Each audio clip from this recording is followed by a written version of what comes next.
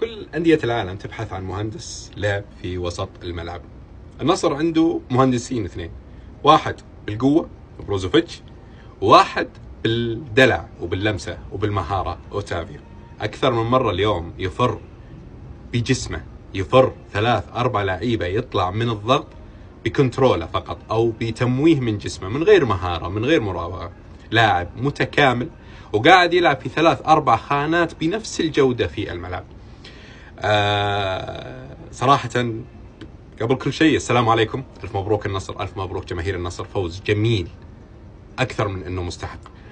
الأسلوب بداية وطلوع النصر بالباصات القصيرة والبحث الهادي عن أول هدف، عكس ما كان يصير في النصر زمان أنه أول هدف يكون في تسرع وفي قوة وفي اندفاع مبالغ. صار يلعب على الهادي إلى ما يلقى الثغرة من غير ما يبذل لياقة زايدة، من غير ما يوتر فريقه، وصار ممتع في نفس اللحظة، ممتع. وطبعا لما يكون معك بروزوفيتش وأوتافيو، خلفهم لابورت، خلفهم العقيدي، وتعرف تستغلهم بهالطريقة هذه، بالمتعة، بالخروج من تحت الضغط، بالاستحواذ، تبي تمتعنا وتبي تفوز في النهاية. العقيدي بما أن جبنا ذكره، المفروض العقيدي في كل فيديو نثني عليه، ولكن صراحة العقيدي أكبر مكسب أنه برز وفاجأ الإدارة وفاجأ جمهور النصر في بطولة اليابان وفي البطولة العربية، أنه أوتافيو جاء للنصر لأنه آخر محترف اتعاقدوا معاه، لأنه النصر كان يبغى حارس أجنبي. تخيلوا لو أنه أوتافيو غير موجود، وتخيلوا لما أصيب بروزوفيتش وأوتافيو غير موجود. أتوقع أنه كم 3 مباريات، أتوقع أنه كلها ما فيها نقاط. يبي يصير شكل النصر عكس تماما اللي يحلم فيه أو يفكر فيه كاسترو. تبي تطلع عن السيطرة المباراة من إيد كاسترو، لأنه ما في ولا واحد في الملعب ممكن يطبق فكره وخطته. لابورت اللي يتكلم عليه المعلق كثير أنه كان مهاجم، وهو كمهاجم أو برجلينه مميز جدا. كان عنده مشاكل بالدفاع، بالشراسة، بالافتكاك، واليوم فيها تطور كبير.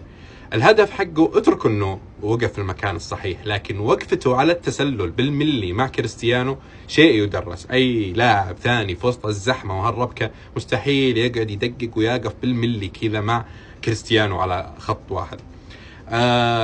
الخيبري الحسن البديل عند النصر مع كاسترو صار الآن مو بجاهز إلا يدخل ويفاجئنا. أي بديل الآن يبي ياخذه حقرة بقرة من الدكة، يبي يدخل بيقدم مستوى كبير لما يكون مع كريستيانو في الفريق، لما يكون مدربك كاسترو، لما يكون في هدوء إعلامي، في مستوى ثابت، في استقرار. اعرف إنه لعيبتك هذه اللي قبل سنة كنت تتشائم لما تشوفهم في الملعب يبي ينزلون وبيأدون بمستوى عالي ومميز جدا. غريب، مو غريب عليه اللي قاعد يسويه.